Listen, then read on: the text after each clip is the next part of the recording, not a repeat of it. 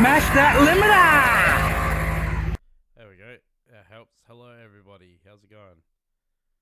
Hello, everyone. How are you? I had to did a little bit of a a little bit of a screen change as I was writing something in. Oh no. So is your screen change just the same hotkey as your scene change? Is it? No, I was writing numbers. I wrote 6, so it changed to scene 6. So Oh. that was the problem that Is I had there. so just pressing the number 6, Yeah. not like That's shift 6. just the number 6. I should change it to shift though. That'd probably be easier. Yeah. No, Yeah. it will definitely. It's definitely a lot more foolproof. That's Yeah. for certain. Definitely. You're probably it's been a couple of weeks since I've been on. We've been a bit busy, and I've been pretty sick for going on 3 weeks now. You can hear it in my You voice. have been dying. I have been feeling like I've been dead. Yeah, it hasn't been great, right? And any of those watching, yes, I've seen a doctor, and yes, he was useless. But so I went in and he's like, I can't help you. And I'm like, oh, can you give me something to help me? No. Apparently not. Basically, yeah. Instead, he gave me something that actually made it worse. But anyway. Oh, for Christ's sake. Yeah. So the steroids did not help. It just made it worse. So I just sort of have to battle this one out, I think. It's a weird cold. It's not the flu. It's not COVID. It's a weird cold, and I've had every symptom you can fucking think of. Like, I mean, you get like colds and flus, and you know you got your stereotypicals. Even COVID, you get your normal symptoms. But I've had everything, and it's just been exhausting because I've been working, obviously, because I can't afford the time off or anything like that, and so I've been working while doing it. Like, I'm not infectious because it's been that long. Like, there's no way I would be spreading it to people. And no one else around me seems to be sick with what I've got. So, I don't know. I don't know whether it's my body's run down or whatnot, but it's been fucking hard. So, yeah. But, certainly doesn't quite cut it with the old 2-bit noodles, does it? No. So, I don't know if anyone here has ever made 2-minute noodles, but you always need something more like 10 to 20 minutes to actually cook them, I used to like... to an edible point. So I've cooked 2-bit noodles in so many different ways. You've got the old put it in water, boil, put it in boiling water, and then put like a lid over or like you get the cup noodles. And they always taste gross. And then I've only just started recently doing that again, and I fucking hate it. But or what I used to do is I used to, like, when me and my brothers when we were young, we used to like make a whole heap of batch and like put it in a pot of water and then boil it all up. That's the best way of doing it, I think. When I do camping, I like doing it like that. What do you mean put it in a batch? You mean like crush it up, or like basically put all the hard noodles just like in? put all the squares. Like, say you're doing a big batch up for your family. Like, say your mum's doing 2-bit noodles for the kids. So you just throw it all in a pot and then boil the pot and then serve it up that way. That's probably the best way of cooking it because they like get nice thick and that's the best like way juicy. to do it. I think. That's the way I've always ever done it. Yeah, and then the other method is I used to fill it up in a bowl and then fill it up with boiling water and then microwave it for like 3 minutes. And I have heard of that part too. Yeah.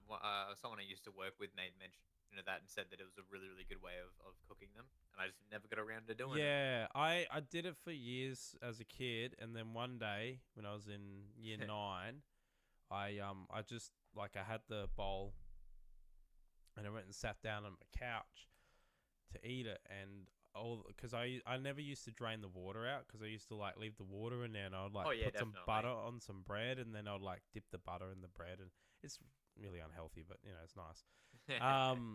And I used to do it that way, but this day I happened to spill the boiling hot water on myself, and I scalded all my chest, so it went down here, and don't do that. I got second-degree burns all on my chest. I pulled my top off and my skin came off with it. It was it was pretty bad. I was in agony for months after that. So I stopped doing that for a while, and I went back to boiling it on the stove because it's much safer. Because microwaves are dangerous for boiling water because microwave versus stove, once you turn off the heat, it starts cooling down pretty much quickly. Where Right. a microwave actually still cooks. It still keeps cooking even after the microwave's been finished with it. It still keep cooking. And obviously, as you know, water's boiling point's 100 degrees. So the water's 100 degrees, but there's also steam as well because it's still cooking, which is hotter than 100 degrees. So you get a combination of both hot water and steam when you do microwave versus just the stove where you just get hot water and it cools down. And generally, like with the stove, you usually like strain it out. So you don't get the water or as much water versus like just a bowl of water in the microwave. Yeah. So yeah, I didn't do that for a while until like years later when I got over my fear. Of steam.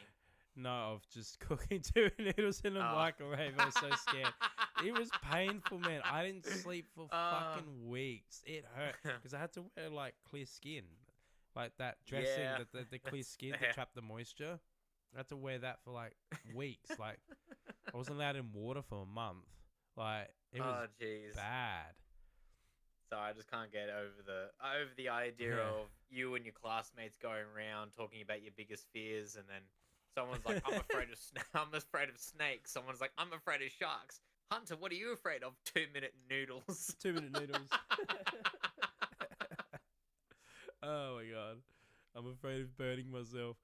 But that's not a phobia. That's called logic. Yeah, that's the old don't put your hand in fire or you burn it. But yeah, Ray used to cook 2-minute noodles for 45 kids. That would be a nightmare. No way. It'd be like just put a bunch of noodles in water. And When's food gonna be ready? Kids out of the kitchen now, and that's all you have to do. Then they get out of the kitchen. There was actually It was a nightmare. there was when I went to primary school, there was a kid who the cleaner had a boiling pot of water for something. I can't remember what it was for, cleaning or something. Yeah, and the kid like ran into him and he spilled all over him. The kid got burnt, third-degree burns all over his body. Yeah, it was pretty bad. Yeah, right. And Mum tried suing the school and all that sort of stuff, but like, yeah, that was a bit of an interesting story. That was the noodle night. Yeah, that would suck. That would suck. Imagine having third-degree burns all over your body, and you can't do anything until they may as well just strap you up in a hammock and leave you there for a couple of months. Yeah, but it's just like yeah, there's a reason why I thought like, you know, I ate 2 noodles today and I thought of that, and then I thought of like how it never takes too long, and then also like this sickness. It's like, a cold. It's usually like 3 to 5 days. Yeah. 3 weeks later, still cooking. Oh no. Yeah. Oh well, shit happens. Yeah, unfortunately. We had presentation night last night at the footy club. That was fun. I had to run home though, but that was fun. Yeah, right. Yeah, I got really sick towards the end of it, so I'm like, I whispered over and I'm like, I gotta go. I'll pick you up later. So I just like ran out the door and drove home really to the limit, and allegedly did not speed home. So I Allegedly, of course. Allegedly, of course. Yeah. You know what I hate it though is when you're in a rush. Like, you're in a fucking rush. Like, I'm not talking about being late for work. Like, I'm talking about you need to get fucking home. Or something bad's going to happen. That sort of rush. Yeah. Like, important shit. Yeah. Some cunt is trying to be, like, Little Miss Sunshine. There's no one on the road, and they're just, like, doing fucking 20 in a 60-80 zone. It's like, what are you doing, mate? Like, fuck off. Like... I need to go. You need to move. Like, I will make your life hell if I end up fucking up in this car. It was all right in the end, but yeah, it always happens every time. Like, amount of times I've had to like rush to hospital because like a family member's there or something like that, and I'm on my way there, and it's just every single slow prick decides to drive exactly at that point in time when I need to fucking get somewhere quick. You know, like always someone this lollydaggling around, fucking not knowing where they are, probably fucking on something. Like, Maybe, you never know. do you get that where you are? Not really, because everyone, everywhere I drive, everyone loves to speed. I It's prefer just a thing. speeders. No, I legitimately prefer people to speed rather than people who drive slow. Like, I mean, I drive the speed limit, but that's yeah, just all I do. yeah. But what I mean, like, if you had to choose, so you got someone who does speed limit, that's obviously legally you're supposed to, and then you got the two illegal sides. You got someone drives too slow and someone drives too fast. What would you rather? But by the way, they're both like attentive, not like driving fast and just like on their phone while they're like doing 20 k's over the limit. I don't really know. Like, how to answer that I'm talking about like a couple of k's over the limit, not like ridiculous. Where the point is like they're driving so fast that they come to an intersection they can't stop. Okay, well, when you Like, put I'm it not that way, talking about that. the- I'm not talking about that type of speeding. I'm talking about like right. it's a 60 zone, but in realistically, you could probably do 65, 70, and it'll be perfectly safe. Like that sort of thing. Versus someone, it's a 60 zone, but you're driving 40. So I'd rather the speeder to deal with, because at least I can move out of their way, or like I don't get stuck behind them. Where the slow person, they're in the way. Well, I think it's a bit of a back and forth with that one, because, like, yeah, sure, the fast guy technically gets out of your way just by virtue of going faster than you. But the slow guys, like, what are they in the way for? Like, what are they, like? Are they in the way, or is it you just sort of, we'll just get there maybe 2 minutes later than what we intended to? Yeah, in the way, in the sense of like not committing enough. Like, a lot of the time when you get a lot of slow drivers, like they don't change lanes fast enough where it actually becomes a risk, or they don't travel through an intersection, or it becomes a risk. What Ray's saying is true though. Driving through the main street of the city is dangerous speed because there's a lot of pedestrians and people walking across. But I'm not more talking about like dense populated areas. I'm just talking about on like normal roads, because obviously there's conditions and situations that are dependent on this scenario. But this is a scenario where it's like open road, not much traffic, not much people at all, if not any, and you're just going from point A to point B at a reasonable time, like within normal time frames. I'm just saying, what would you rather get stuck behind a slow person or someone who speeds? And safety is like both drivers are being safe in a way, but so we'll just like rule the dangerous driving scenario out of it. Okay. One more question. So the fast driver is going a couple of kilometers over the speed limit. How slow is the slower driver going? Slow drivers like slow. The extreme side, I would say. What do you mean by slow? I need say I need 20, numbers. 20 under. 20. Yes, because that happens a lot. Every slow person Well, I come across is 20 under. We'll just go with the 2 kilometers over, because those two don't really. Yeah. It's like a kind of an obvious choice at that point. Yeah, exactly. That's what I think. Because the slow person is just painful. Like, yeah. I mean, okay. The other part of that too is that how do you even get stuck behind a fast person? Well, you don't. That's the thing. You just see them going on, and then you just let them go. Yeah. But yeah. Oh dear. Here we go. Ray's just getting some technicalities here. No. Ray's getting a lawyer I out. didn't say 80. I said in the 60 zone they're doing 65, 70. And then the reason why I say 40 is because 10K's under the limit is like if you're doing, I suppose if you're doing 60 and you're doing 50, it's not that big of a difference. But if you're doing 60 and 40, it's kind of big of a difference. If you're doing 65, 70 in a 60 zone, it actually is quite a big difference in speed. Sounds weird, I know, but like it's true. Equal either way. 40 or 70.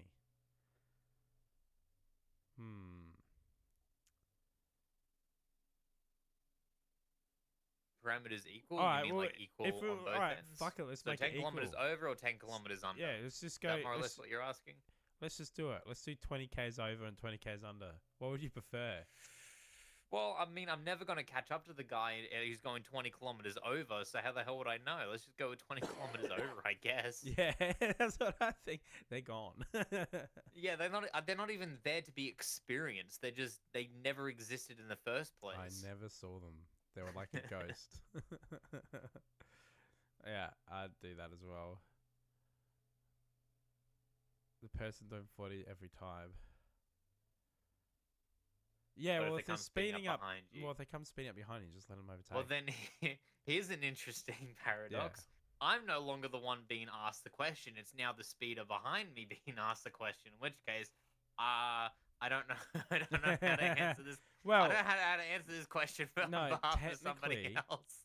but you're not going slow. They're just going fast. So you're doing the limit. But that's The what limit- we're talking about. yeah. That's what we're talking about, right? You Yeah. ask the question: Would you rather get stuck behind? Would you rather get stuck behind a fast person or a slow person? And now we're at the point where now we're asking the question, next question of: Would you rather a fast person get stuck behind you or a slow person get stuck behind you? And it's just like I don't know. I'd rather they It just. doesn't bother me. I'd 'cause rather they just go in the exact same speed as me, fall from the sky, crush my car, and fucking kill me, so I don't have to answer these fucking questions anymore. I don't care either way because I know the fast person's gonna overtake me. Yes, and you piss off. do. Don't fucking Yeah. lie. No, because a slow person's not gonna be. It'll be the same situation because he'll be gone. Like, because you're doing the limit. He's like, you just see him disappearing. But the fast person, the sit slow up your person? ass. Yeah, the slow person's disappearing because they're doing 20 k's under. While you're doing the limit. Where the hell does that put you? Hang on, I'm so confused now. All right, so you just said, what would you rather, a slow or fast person behind you, right? That's what you asked. Well, Oh, yeah. behind us. Yeah. Behind us. Okay, so behind us instead of in front of us now. Yeah. The slow person be disappearing in the rear vision mirror.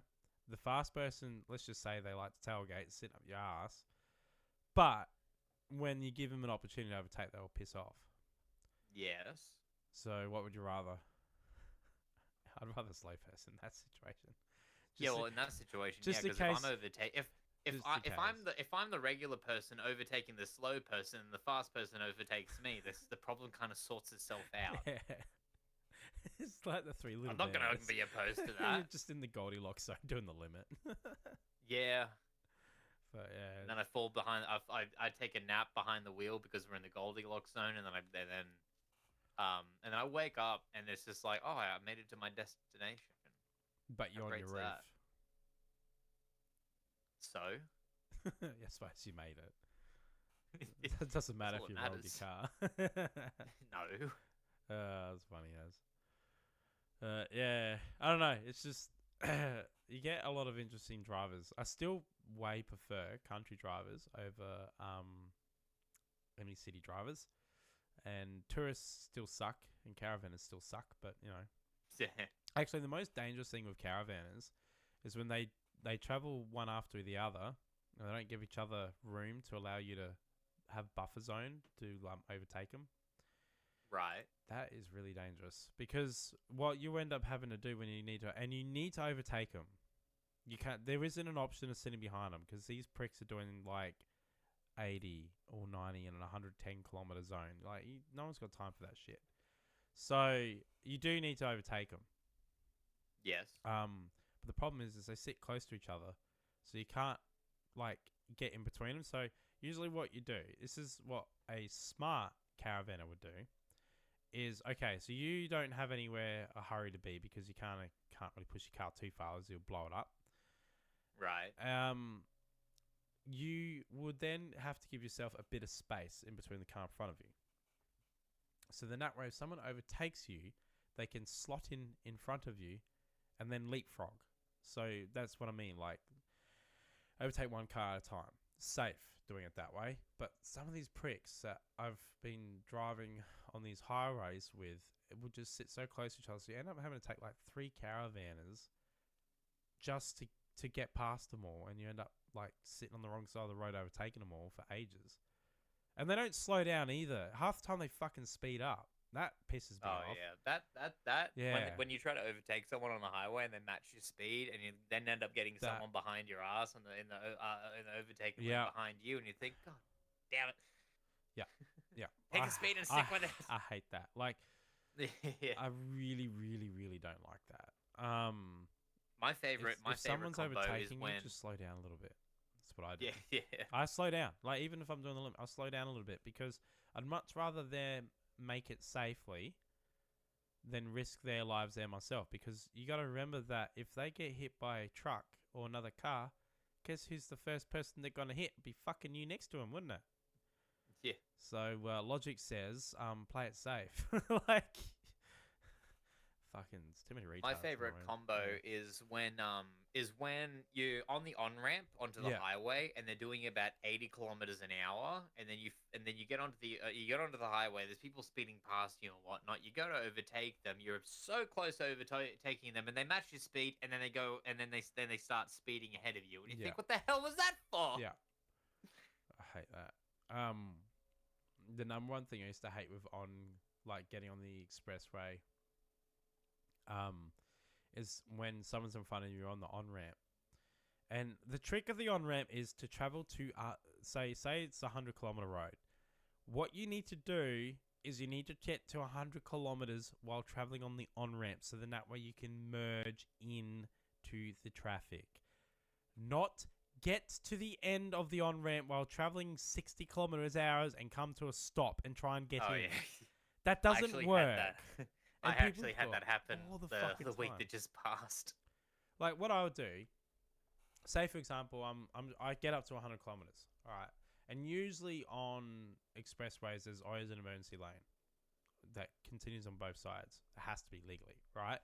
Yeah. So if I enter the on ramp and I travel 100, and for whatever reason every dickhead decides not to let me in, and I get to the end, what I do is I will continue doing 100 on the fucking emergency lane until I can get a safe spot to merge in. It is safer doing that than it is stopping. Because you're not going to accelerate to 100 kilometers per hour safely to merge in without getting hit. You'll end up like accelerating up, and then someone's coming up right behind you at 100 k's and just rear-ends you. It happens all the time. So you're better off doing that. And there's nothing wrong with doing that. Like, that's what the emergency lane's for. It's for like emergency exits, so that way you can get off the road safely, and you can also get back on the road safely too. So you can travel up to speed and merge back in when you've done whatever you needed to do. Whether you got to fix your car and put it back together, or whether a tow truck's come to put it on, and then he's got to, that's the whole point of it. You might as well utilize it. It's there for a reason. But yeah, I don't know. People don't know how to drive. And I think it's not that it isn't easy to get a license in our country. I think it's just the tests and the practical driving like lessons people do isn't really like practical.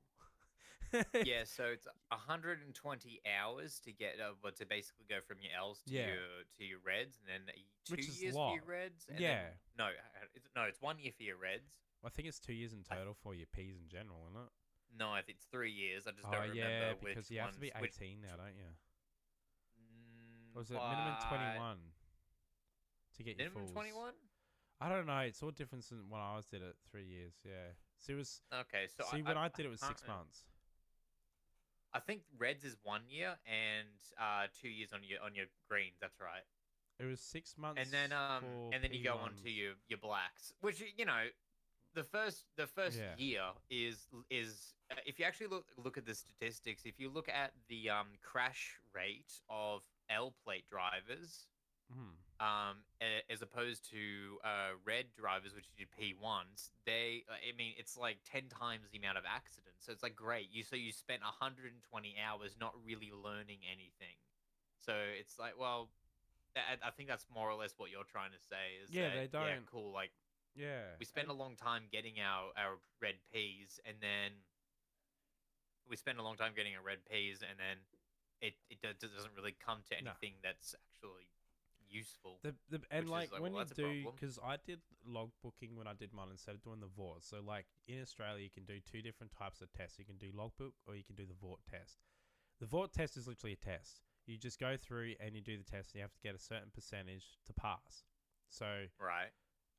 so essentially, theoretically, as long as you've done your hours, you can get your license then and there once you completed your VORT test. However, logbook, which is what I went down the road, you get instruction and you get taught how to do the maneuvers, and you go through practical lessons.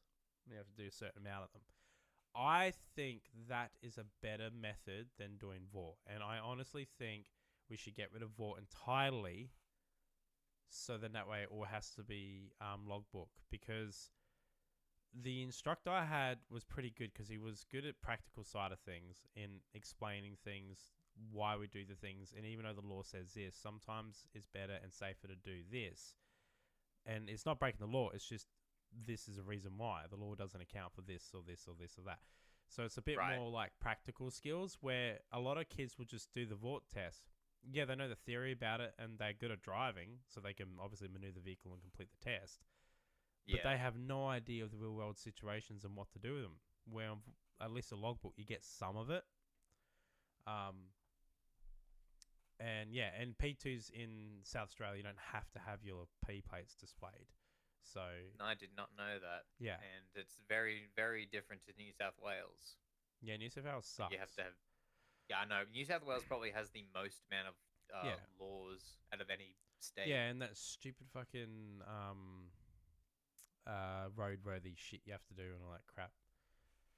Oh yeah. We get a lot of people here like come through here and be like, come in to work and they'll be like, oh, can you guys do roadworthy inspections? Nope. Oh, I need to register my car, but like I need a roadworthy, and it's like, well, you can't get one here. Where can I get one? Yeah. Probably the next major city. Oh, really? And I'm like, yeah, well, we don't have them here, so why would we do them? Like, because you have to be credible. Like, you can't, like, just You not. can't just say yeah, it's good to go. Nah.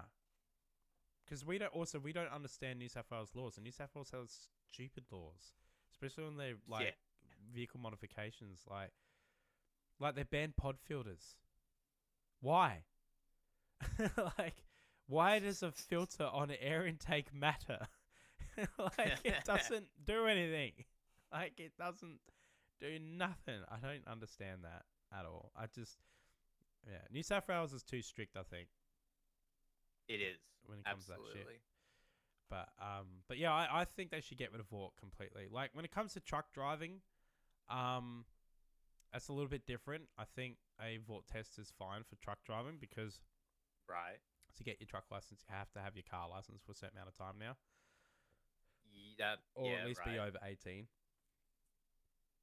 Right. So, and also like you would have still had to have be a competent driver to be able to do it anyway. It's a fucking truck. Like, you have to reverse the trailers and everything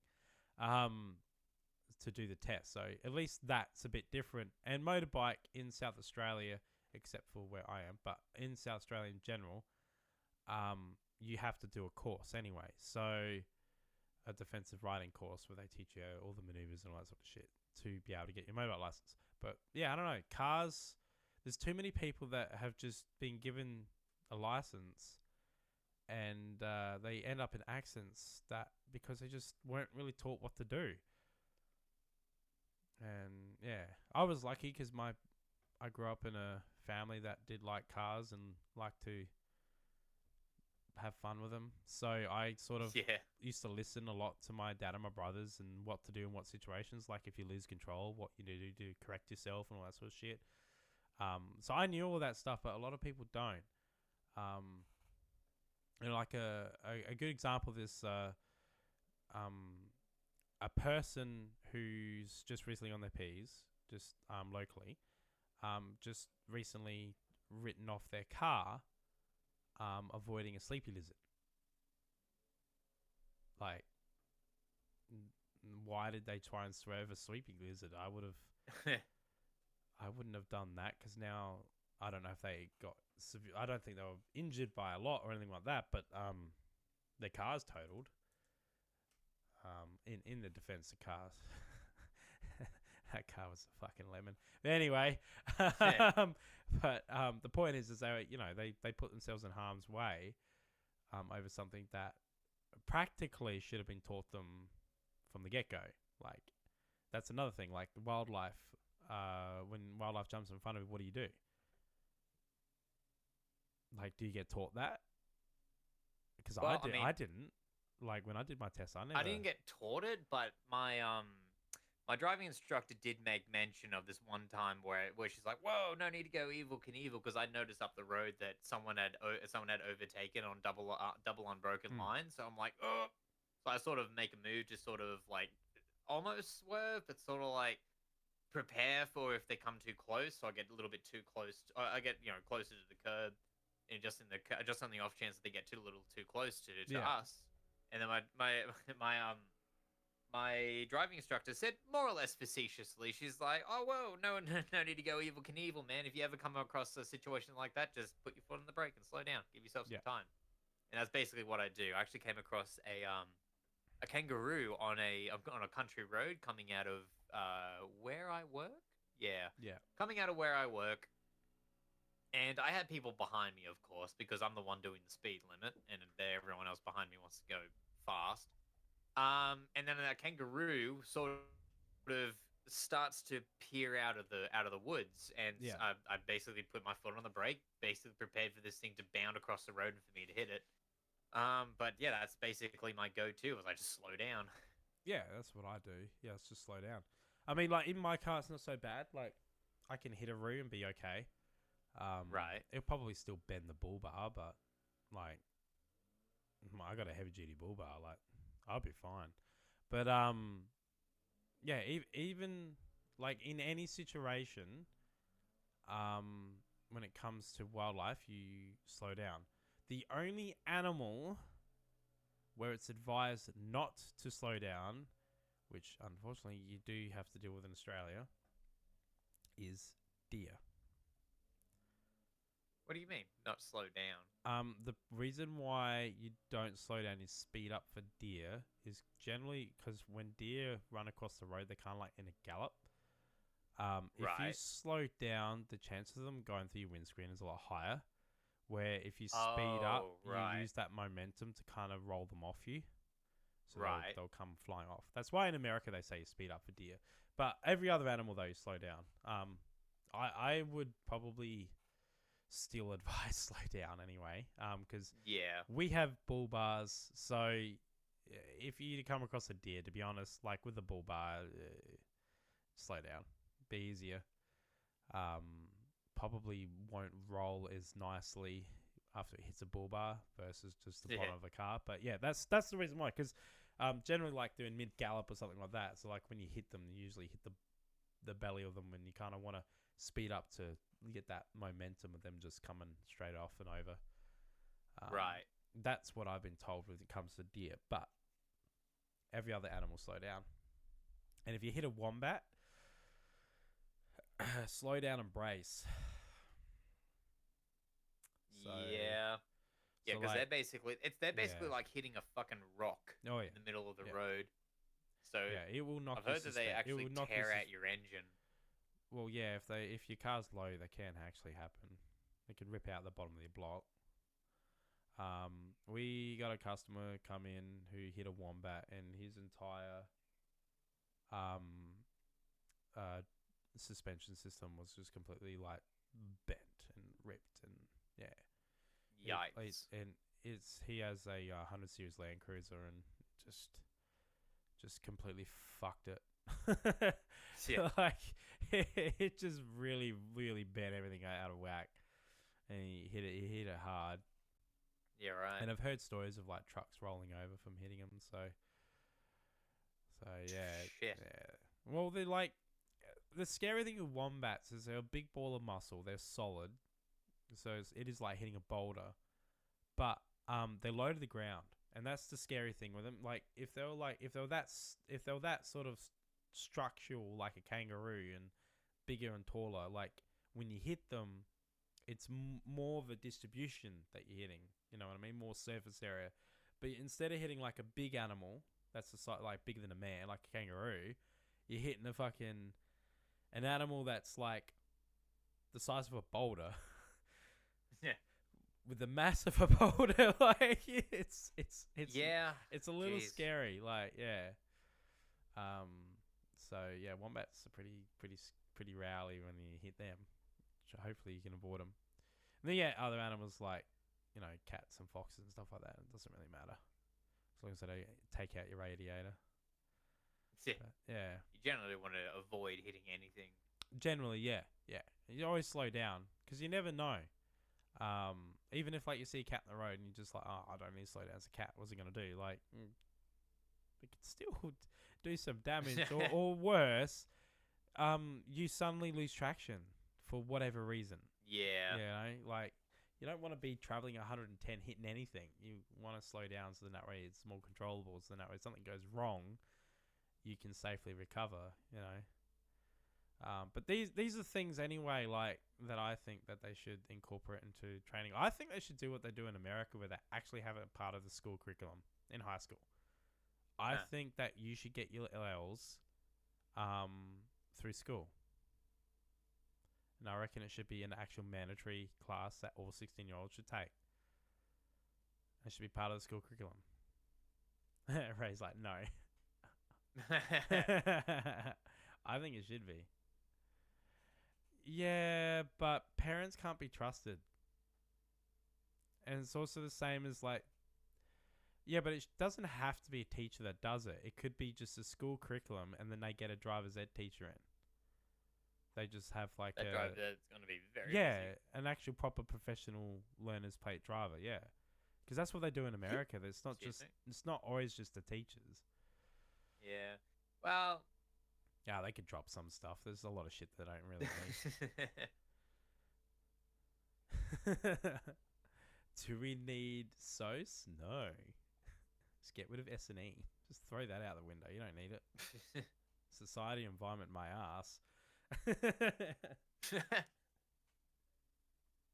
That was my number one hated fucking topic in high school. And all the teachers always suck. Which one? S&E or sauce. Depending what you... I don't know what that is. They used to call it society and environment. It's like it's that one topic in high school where they teach politics and like talk about history and they talk about all sorts of different shit. It's like a real sort of mixed bag or HAS. Yeah, there's heaps of different names for it. Nah, never heard of it. Really? So what topic was it that taught you about... Oh, that would be HISI, Humanity, Arts, and Social what the Sciences. fuck? I think that would be HISI. He was just calling something completely different. Oh my god. Yeah, I know. Oh, well, welcome to the... That just proves my point. They should just drop it because if it has that many different fucking names, it's not that important because they can't even figure something out for it. Like, oh my god. Jesus. I hate that topic. Was it HISI is... Oh, Christ. Let me see if I can't look it up. HISI... Trying to fix my lighting. High school... Fuck, I'll just turn off the background thing. Okay, if I'm actually... Yeah, HSIE. I think... Are we talking about the same thing, computer? I reckon. Yeah. So HSIE, which is Human Society and its Environment.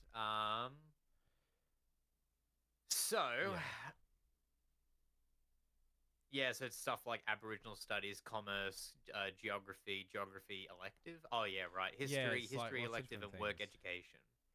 That's basically what that is. I'm assuming we're talking about the same thing, right? Yeah, I think so. Yeah. All right. Yeah, we should just drop that Um, topic and fucking Yeah, because teach it's you how to just drive. called hizzy. Yeah, we call it SOS or S&E. I think S&E. when I was in primary school, it was called SOS, and then I can't remember what the SOS was stand for, but and then it was called S&E, Society and Environment. Right. Um,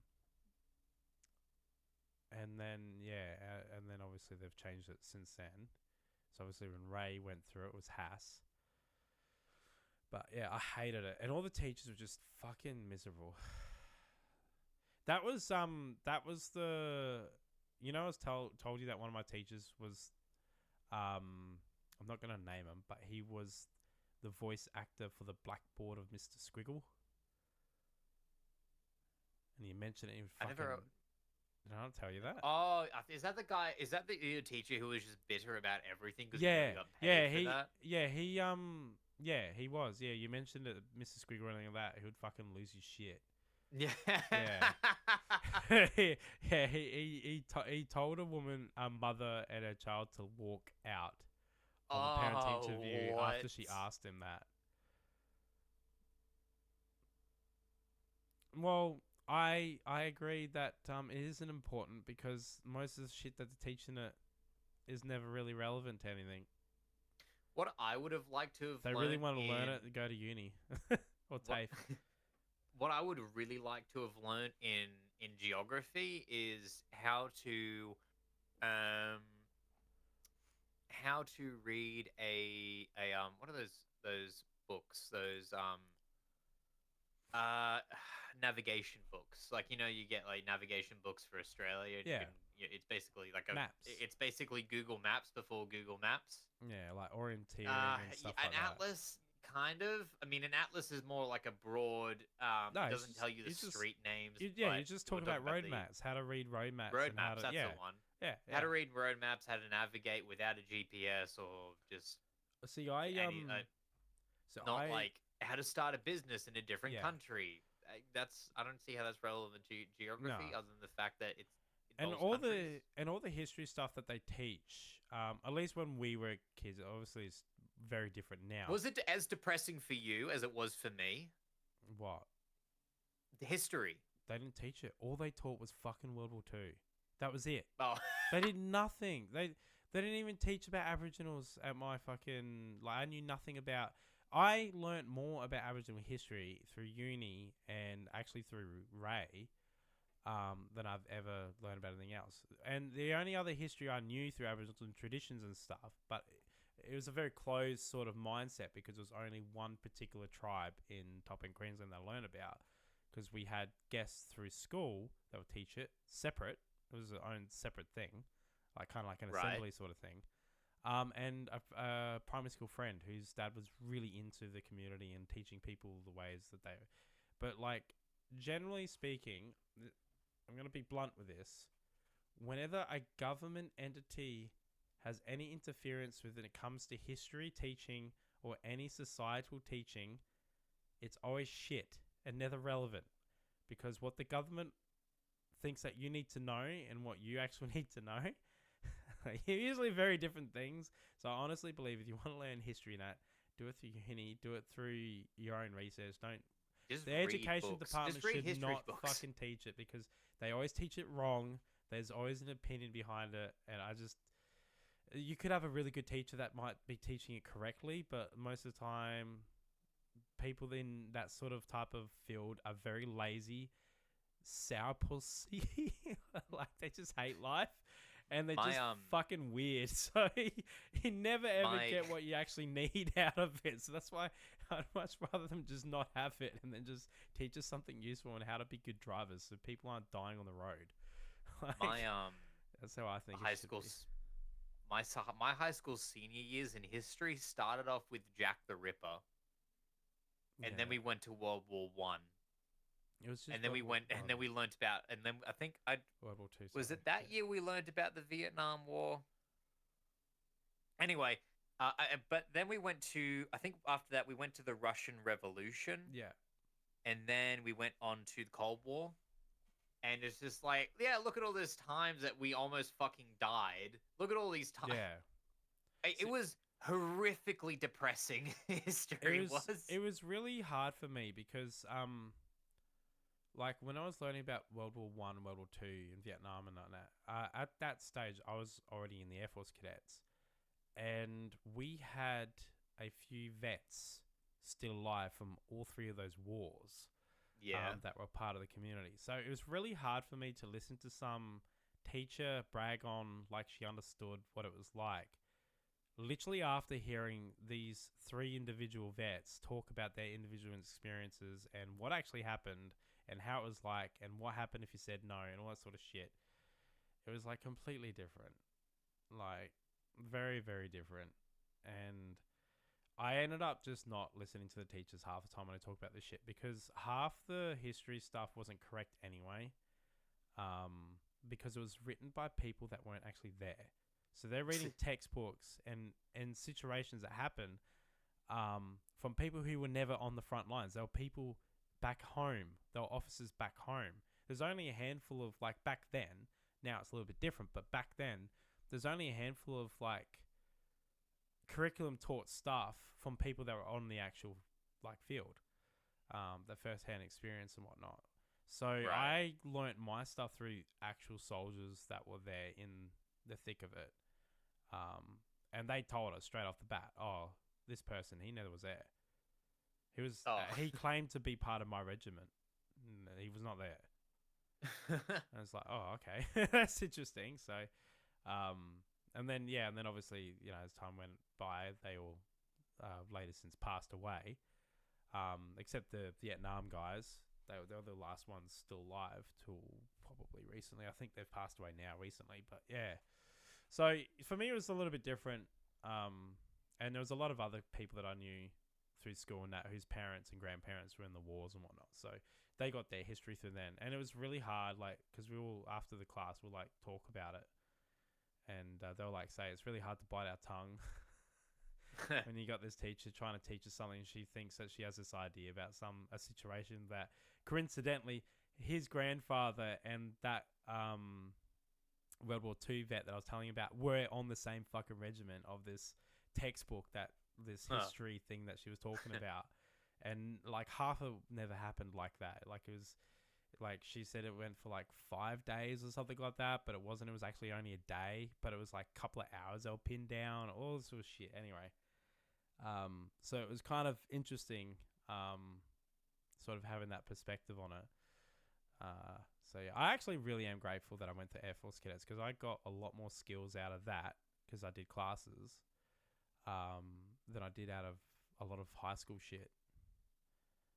I mean, yeah, it's like the history alone was really interesting because the history in cadets is a little bit glorification of our military, but the history is a little bit more accurate of the defeats and the unsuccessfulness and where we learnt.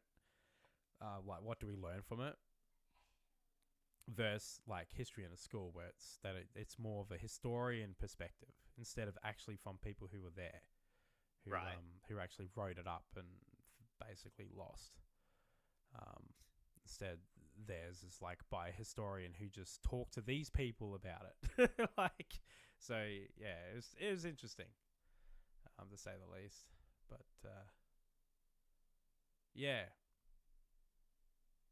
I don't know how we got on that topic, but that was a bit weird. We were talking about Hizzy. Yeah, I know. And then went from Hizzy to history. I think I introduced the whole history thing, and then we just went on to how depressing history was. I just found history so it's just, if we weren't learning about something that made us want to just be really depressed, and we just weren't learning anything at all. We never learned anything happy. There was true. no happiness in history, and I do not know why. Though, I learned something yesterday watching a YouTube video. It was yeah, I've been watching a lot of these videos where like an expert reacts to like a movie or something like that. So I watched this person who's an Egyptologist. Right. A world-renowned ones, Egyptologist, react to The Mummy. And she broke down The Mummy movie and went through, this is true, this isn't true, blah, blah, blah, blah, blah, blah. It was really, really fascinating. And the one thing I didn't know is Egypt had a judicial system like our own. Right. They had lawyers. I'm like serious. They had like full lawyers, and Sorry, I'm just. and you were judged by your peers that will vote. That will like random people from the street selected as well.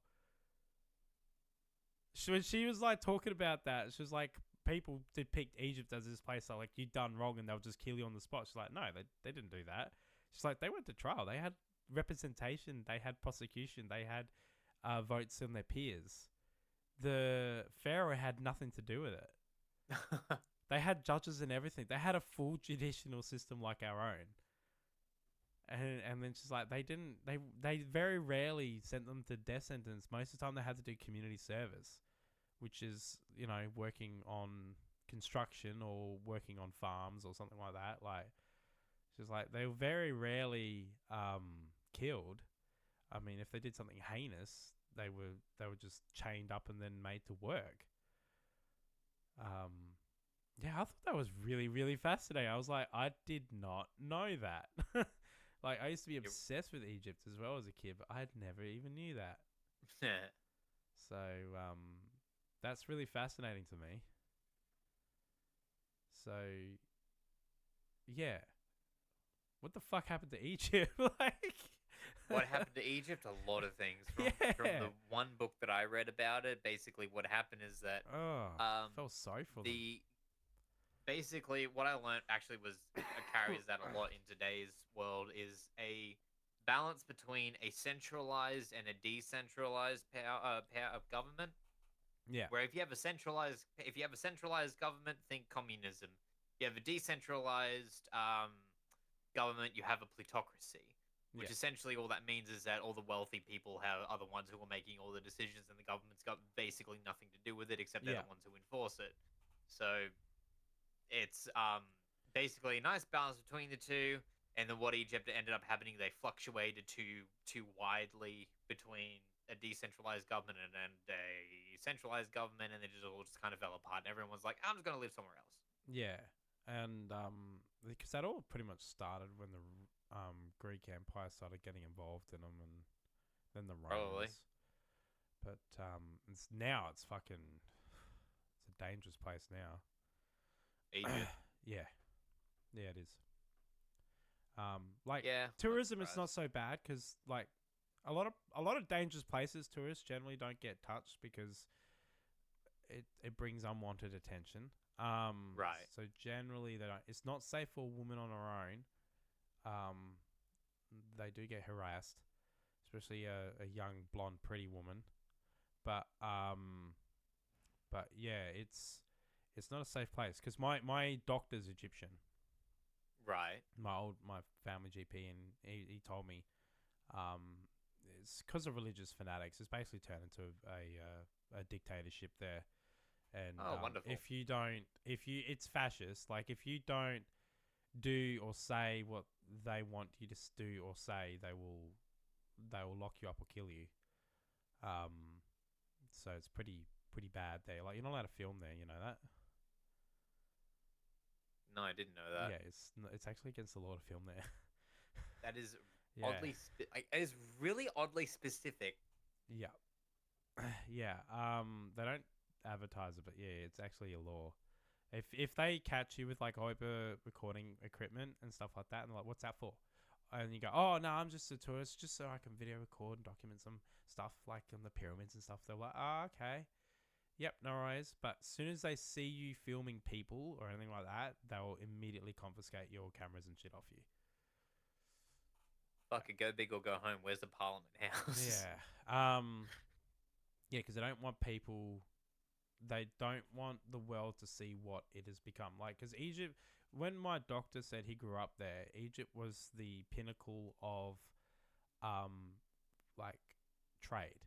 So everybody from all over the world will come there and trade, and you could get pretty dresses. You can get anything. It was a shopping place, a place to go shopping and buy and sell. Then the religious fanatics got involved, and now you can't even wear pretty dresses there. You have to be all covered up, and it's all under one ruling party, and you're not allowed to say or do things, and yeah, it's really it's a real far cry from the international hub it used to once be. Basically, it's really Right. sad, but it's just he's just been through a lot. Yeah. Yeah, I think it's one of the world's oldest civilizations. yeah, next to Aboriginals, yeah. Yeah. So So that makes sense that they've been through a lot. They've been around for Yeah. a while. Yeah, If there definitely. were one rock to the left to be evil, then that civilization would have been through a lot.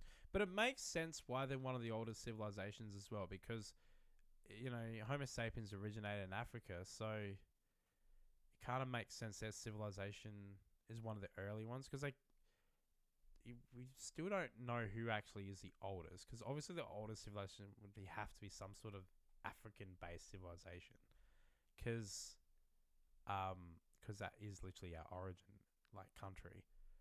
So How it's peculiar. yeah. Well, a lot of the hominids, so all the primates originated in Africa. Like, a whole Right. lineage originated originally in Africa. And then we all sort of diverted out when it was like a big massive landmass.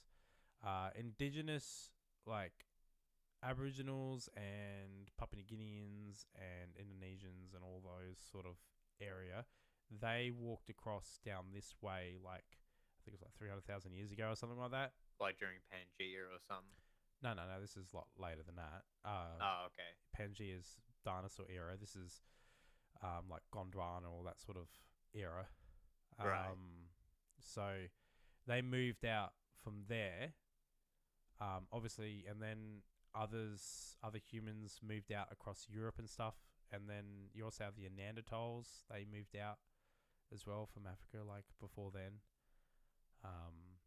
Because there's another theory that I was just reading up yesterday that I found fascinating to do with language.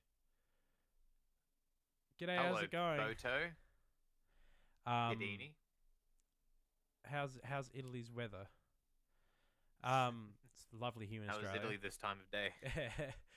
Anyway, so fun fact, they have started to hypothesize that human language, or vocal language, as like put together words, I should say, Yeah. is only a modern human thing.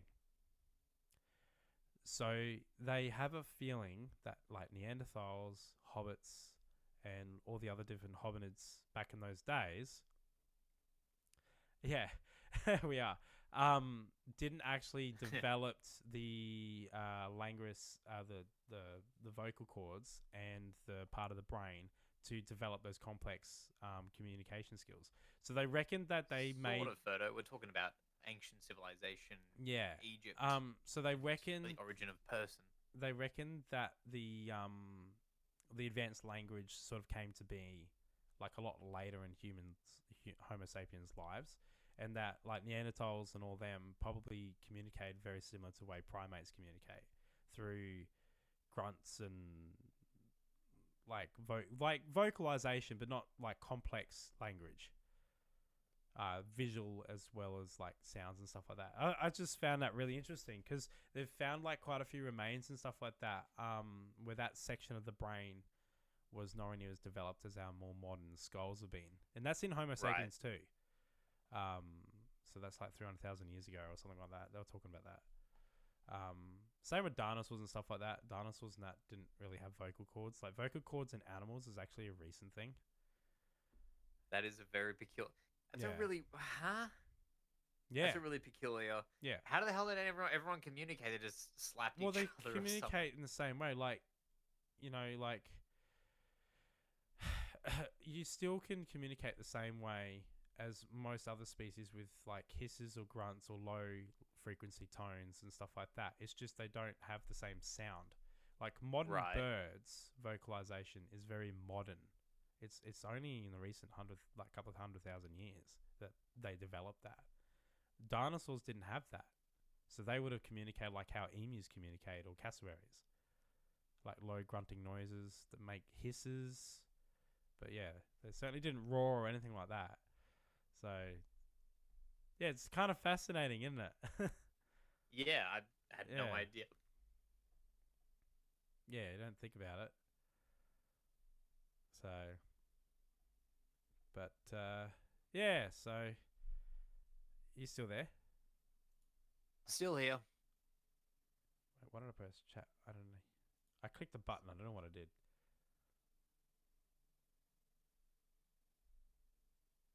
Right, that makes sense, folks. Yeah, I was like, that is true. I need to tell that person to move to the left, otherwise they're going to get squished by a boulder. How do I do that? Ah! Yeah. I don't know. This has been a very interesting podcast episode.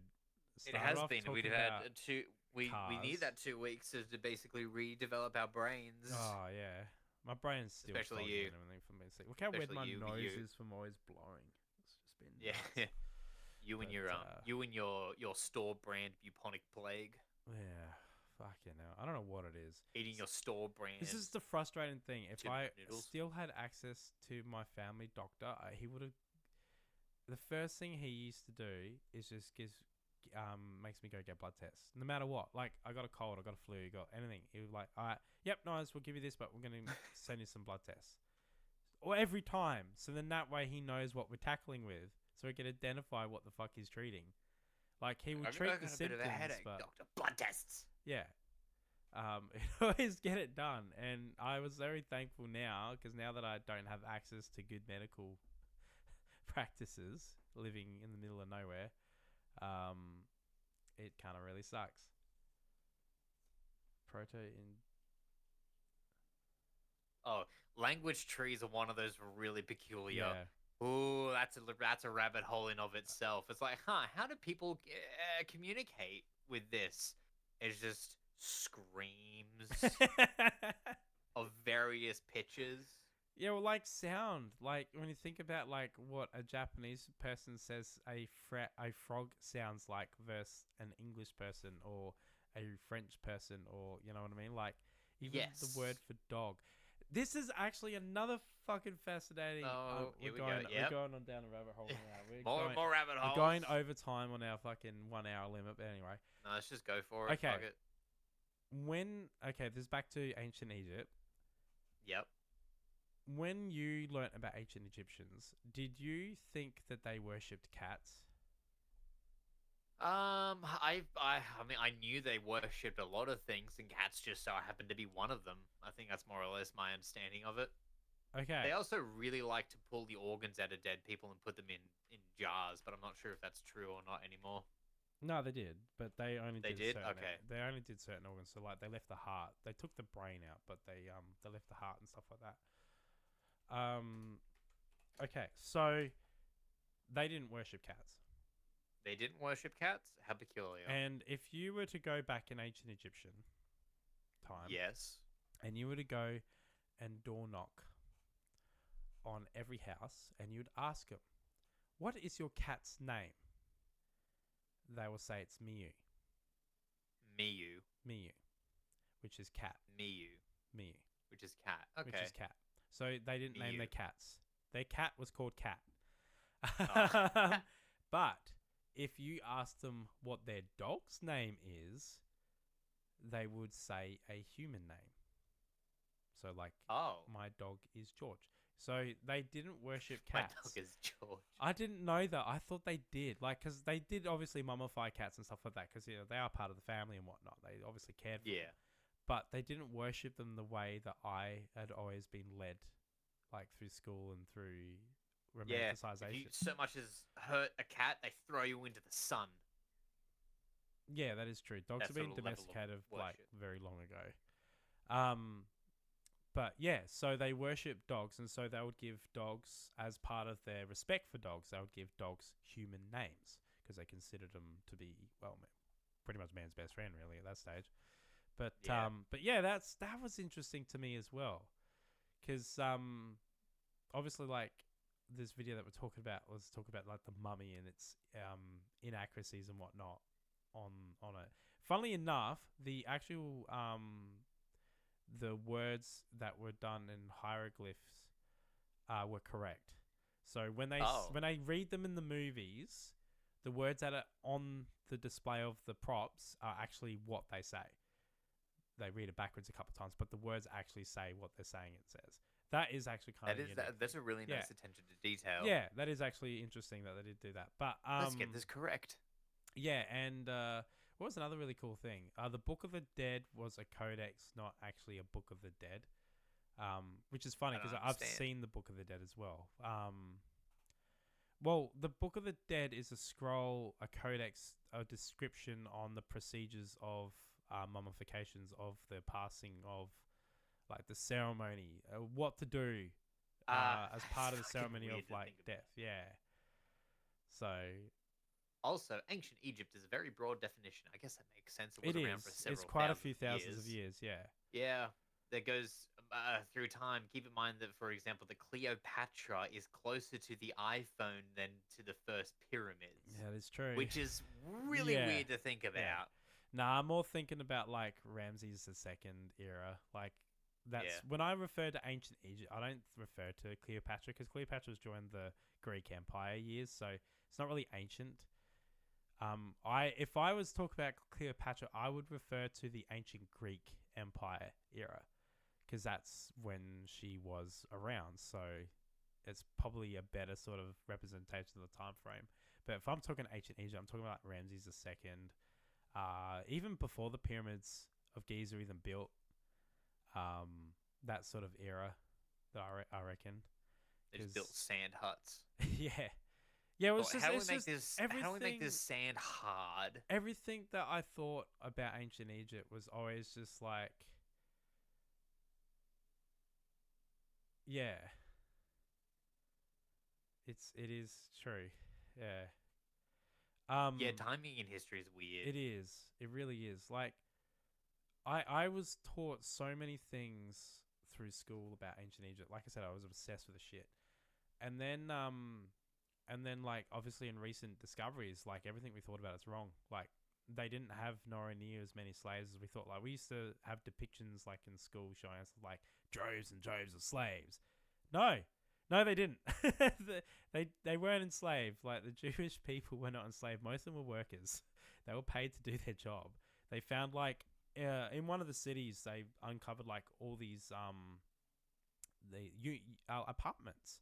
There were apartments, and one of the apartments had the chief engineer, who literally had logs of everything recorded, of the meals that he was preparing for the workers, the pay and everything. And there was like thousands and thousands of workers working on these construction sites. But originally we thought they were slaves. But then when they found the head engineer and all the pay slips, basically, and his ledgers and stuff like that, they were like, oh wait, these are all paid workers. They did have slaves, but majority of them were actually workers and volunteers and stuff like that, which I thought was really crazy.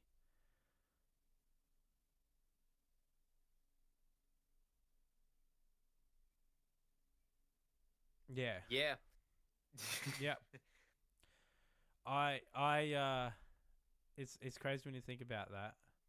But it's also not so crazy when you think about that time period and what was limiting us, because when you start devolving into, like, the things that used to hold us back, like fear-mongering, like when we used to burn witches to the stake and shit like that.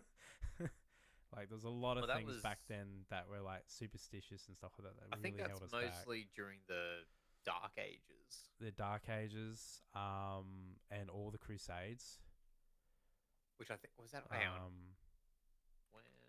When were there's multiple Crusades? It's not. Okay. It's not, When were I'm not talking about were just the the Crusades? Yeah, I'm not just talking 1095.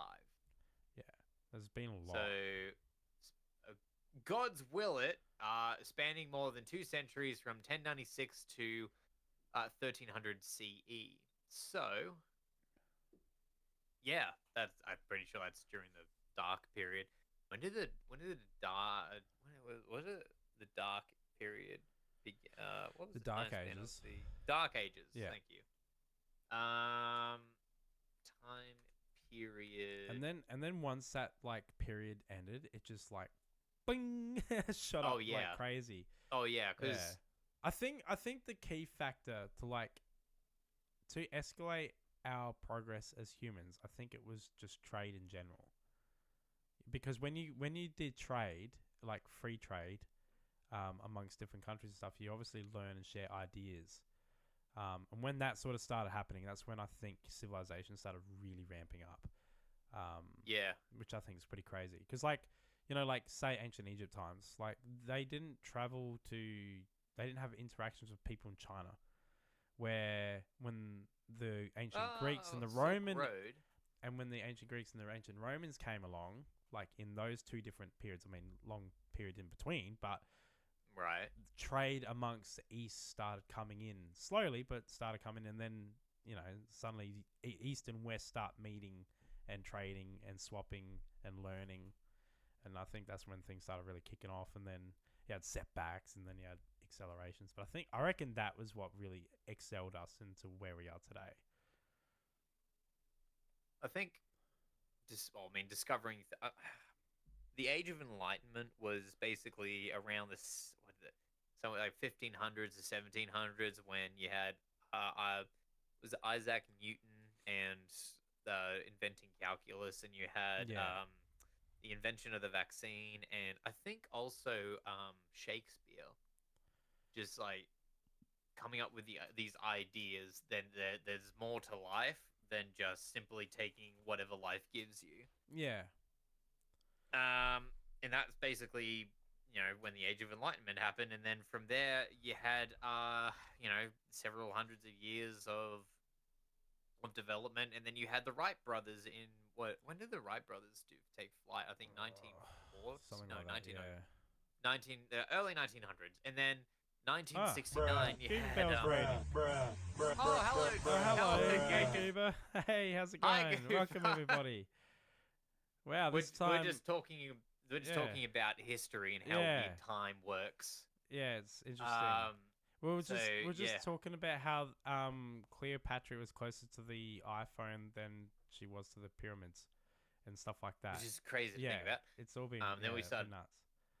Started talking about like the major periods of time, But like the Dark Ages, and now we're talking about the Age of Enlightenment. You have to everyone admit, was though, every progress in advancement, and this is going to be controversial, but every progress in advancing history has been to do with war.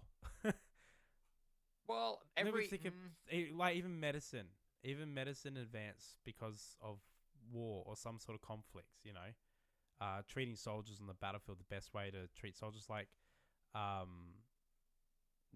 lot of that was to do with war. And since those eras, people were fighting a lot more and more often because, again, we were trading with people again, so therefore coming into contact with more people, so therefore unfortunately we fight with them, and then we have to develop technologies to beat them, and then they have to develop technologies to defend against us. Well, I mean, if you want to be pessimistic about it, sure, I'll take that as true. But I mean, there's been a lot of collaboration in life. Oh yeah, you can talk about collaboration. Well, that's here in Australia, you got Encounter Bay, right? Have you heard about that story? No, I have not. So I can't remember who it was. I think it was Matthew Flinders, and I reckon it was either Matthew Flinders and a French guy. I reckon. Yeah, it was. Anyway, France and England were at war with each other. But these two guys had no freaking clue because they're here in Australia, just traveling around, exploring. And they met up at Encounter Bay, and they exchanged ideas, showed each other's maps, talked about work, and whatnot. And then they go back home, and then the country's like, what did you do that for? We're at war with them, and they're like, oh, we are? Oh. No worries. Have a good night. See you later. Goober. Have a good night. But yeah, and thank you again for the raid. Thank you. Have a good night. So yeah, you are right in that sense. People trade, scientific communities always probably been the most sharing sort of world. When it comes to discovery and all that sort of shit, everyone always shares their facts and stuff like that. if obviously governments aren't involved in it, but yeah, if it's just pure scientists, people love to share and explore their research and ideas and stuff like that. But Yeah, 'cause a lot of the time it's just fundamentally, war's usually the drive because of money. There's always a lot of money involved in it, so you're being so pessimistic. it's just true, man. It's so pessimistic. I'm depressed. Like, can you I just want the scientific community to be like, dude, check this out, bang! you wouldn't have It's awesome. you wouldn't have GPS technology without it. Like, you wouldn't be able to complain. What are you about talking your- about? GPS was developed for war. It was developed for fucking. That's like I don't care what it was developed for. I mean, it's just like GPS used to use Isaac Newton's algorithms until they worked out it wasn't really accurate enough. Because and of then relativity. yes, basically they use Einstein's algorithms of relativity, and then it was a lot more accurate. And the reality is that Isaac Newton discovered his algorithms because he's like, oh, an apple fell on my head. How did that happen? I actually remember the guy that was involved in that project when they were developing the GPS, the physicists that they actually got on board, because they were like really stumped. They're like, why is the inaccuracy like that out? And they brought him in, and he turned around and says, did you take relativity in? Not what do you mean? He's like, well, you got to take into account the rotation of the planet, the curvature, and the distance from the satellite to the surface. Oh, and it's like,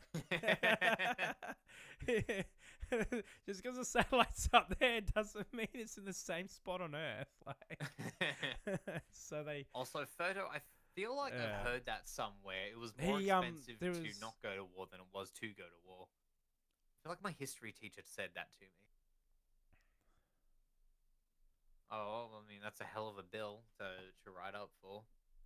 yeah. I think Sabaton actually wrote up a song about the Somme Yeah. being like, you know, how many lives are worth, like, I don't know how many inches worth of land, because they did the maths.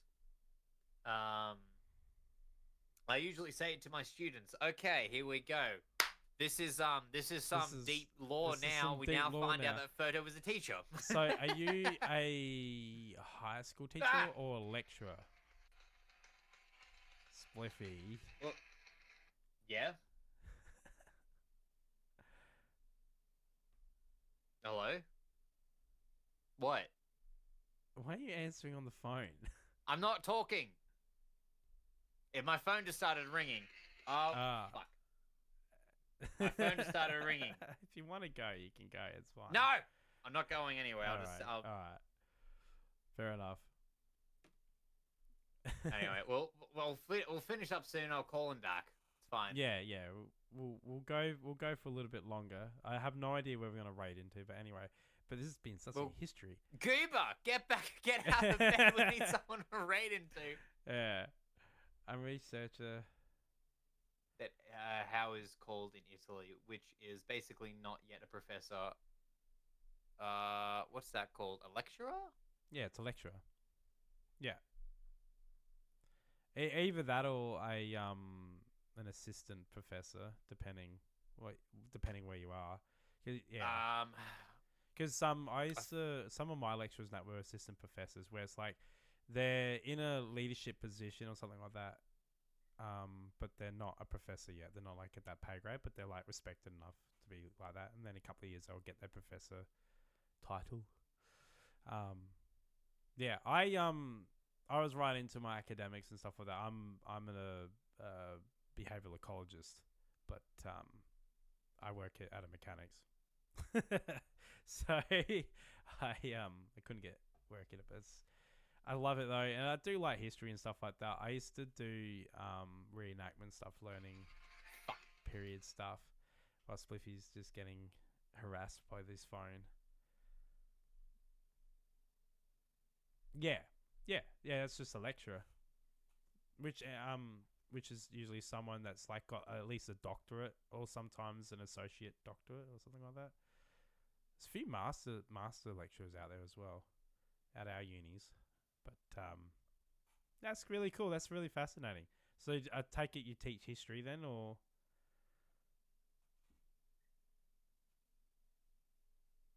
I still think you should be a lecturer in audio tech, Spliffy. What do you mean, audio tech? A lecturer in audio tech? I mean, okay. Yeah. So here's the thing, right?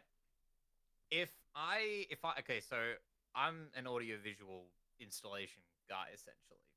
Oh, that's cool. So we actually have an And- expert in medieval shit. That's fucking sick. Oh, Oh, actually, I have a question. You might be able to correct me, but anyway, all right, Spliffy, you finish your conversation, then I'm going to ask you a question. so all I was gonna say was, yeah. So if I decide, I mean, it'd be really, really fun to basically do my job for like, I don't know, 10, 15 years, and then go back to the uni.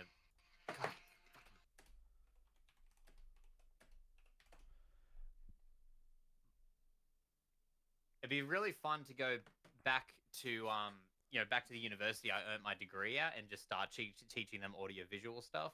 Yeah. And so that'd be really fun. So I might try to do that. Yeah. But if I ever decide to go down that route, I think it'd be good because you could pass your knowledge on. But you obviously have your passions, so people are a lot more interested in what you have to talk about if you actually care about what you talk about. yes, I've been also looking at this an audio I've actually been looking at a audio interface upgrade. Yeah. As well.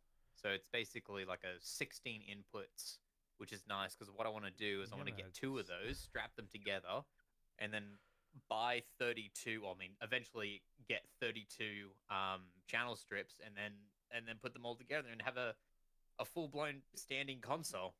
When you buy a house eventually or build your own house, you need to just make yourself an audio studio. Just yeah, well, that's going to happen.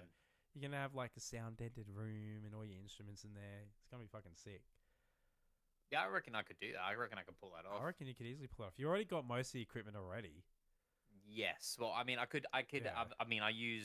I have more equipment now than I actually use, but it's one of those things that if I ever want to get a whole band in, or if I ever want to do a band where I record the drums individually from the rest of the other instruments, then I've got the 16 channels. Yeah. And then I've also got if I ever want to do a recording where I've got all the band members in the live room at the same time, then I can do that too. And what's it? All at the same time. So, why am I drawing a blank? I don't know why I'm drawing a blank. I guess right. The most amount of microphones I've ever used on on just a drum kit alone was 16. Oh, it was 15 microphones. And knowing what I know now, I could easily, add an extra 8 microphones on top of that. And that's crazy. Yeah, because I thoroughly enjoy. I love recording and mixing drums. Yeah. I think they're a lot of fun to mix. I was actually doing a mix last night, and I think it was about a year or 2 ago. I developed a technique that is basically my go-to for drums because it makes the drums just that much beefier. And I'll have to share that with you. Yeah, I'd be done with it. Yeah, I'd be interested to see that. Anyway, my quick question. This is actually a medieval sort of question, Spliffy. How heavy do you think a traditional medieval longsword is? Like a sword and a half sort of longsword. Oh, that kind of sword. I'm going to guess, 10 kilos? You're out by a lot. Higher? Way low. So I need to go higher? You need to go lower. I need to go lower. 2 kilos? Pretty close. 1 kilo? 1.3 kilos. For a long sword? Yep. What's it made out of? Steel. Steel? Yeah. How long is this long sword? Taller than me. It's weird, How isn't tall are it? you? Actually, you're about the same height as I'm I am. 5'7", I think I am 5'8". I don't know, something like that. Yeah, Classic Italian or Middle European yeah. half sword would They be are that between. light. What? Yeah, it's surprising, isn't it? It That makes is sense surprising. because like they have to be perfectly balanced because you got to be able to maneuver the sword quickly with your hand. Like there's a lot of them you can obviously have two hands, but a lot of them you can actually wield one-handed. Right. The reason why they're so light is because you want them to be light because they are a weapon. So yeah, it's And this it's fascinating that they are that light, and they're very flexible too. They're not as rigid. Your short swords are a little bit more rigid, and they're lighter still. But your long swords were very flexible as well. And then That's they phased them bizarre. out when people started wearing full body armor, and that's when the rapiers and stuff like that started coming into it because the rapier can get into the grooves and the weak spots of the armor, and ended up going from a slashing weapon to a stabbing weapon. And then slowly over time, rapiers got sort of phased out, and yeah, I think I think by the time rapiers got phased out, they worked out how to fire bullets. yeah, guns started coming into it. I mean, like, don't get me Yeah. wrong, we still use cutlasses and swords and sabers and stuff like that right up to like World War II, but Yeah. but yeah, no, the original medieval sword like era swords from all the countries, including Germany and all that, they're very very light. I really want to make one. Would you really want to make? I I can make one. I know how to. I mean, yeah. Yeah, that's the way, To when make I it when I long and started pointy. no, when I started learning blacksmith, it was the first thing I learned is how to make a sword. Just Gotta in get- case you get you, just so it gets you out of trouble on the off No, chance it's is how to make a because sword. If you can make a sword, you can make pretty much anything because sword smithing is really hard. You got to get your heat treatment right. You got to get your metals right. You got to get your folds right. And yes, Japanese aren't the only ones that folded steel. Vikings were fucking doing it for years as well. They just didn't have to fold as much because the reason why Japanese steel is folded is because back then Japanese steel was shit. Their materials are crap, so they had to fold it many times to get as much impurities out of the steel, so then that way they can make it as best quality. Where Vikings and medieval sort of era, Europe, you just say European stores, yeah, that's it. But that's true. It wasn't very good metal at all. But European swords, they did fold steel. They just didn't do it necessarily the same way. And they didn't have to do it nowhere near as many times. Usually sometimes it'd be like 1 or 2 folds. They would just need to do it. And they usually did it so then that way they can condense the material and then draw it out basically. But yeah, it's real fascinating learning about all that shit. This is the first thing I learned about swordsmithing and making knives and stuff. I've made a spear and I've made a dagger. When I was a kid, made it out of just household shit. And I've always wanted to grab like an old leaf spring out of a car and make a sword out of it. And I reckon the first thing I'd make is a European double-edged sword. No, yeah, it'd be kind of cool. Hard, take me months, but yeah. Yeah, I suppose if you want to learn something, you may as well go big or go home. Yeah, well, that's it. And then by developing that, you learn other skills as well. Like you can make nails and bolts and shit like that using the same sort of techniques. Yeah, I suppose so.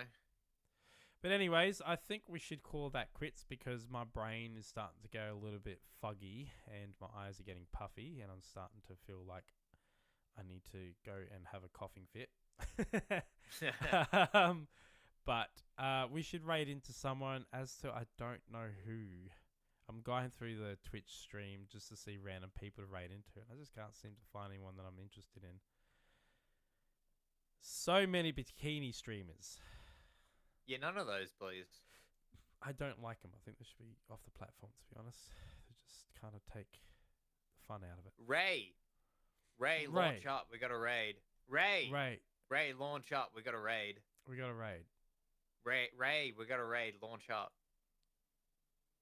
What? Where's Ray gone anyway? Where's Ray gone? I don't know. I'm literally here. Yeah, okay, launch up. We got a raid into someone. Who can we raid into? What's Staria doing? What is Staria doing? They're playing Valorant. Ugh. No. I don't like Valorant.